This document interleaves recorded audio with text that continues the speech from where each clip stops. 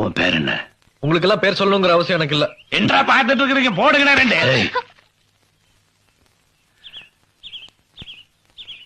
நான் கொலை செஞ்சதை பாத்தியா? பாத்தியா? ஆமா.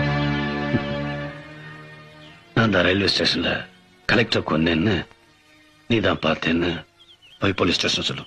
போ. ஏய், எல்லாரும் போங்கடா. போ தம்பி.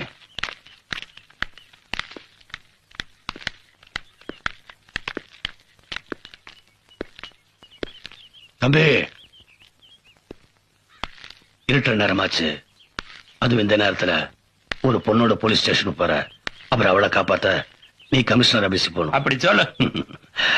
அதனால நீ ராத்திரி இங்கேயே தங்கிட்டு காலையில போய் என்ன பத்தி போலீஸ் ஸ்டேஷன்ல கம்ப்ளைண்ட் கொடு. வேலை நல்லா கவனிச்சுக்க.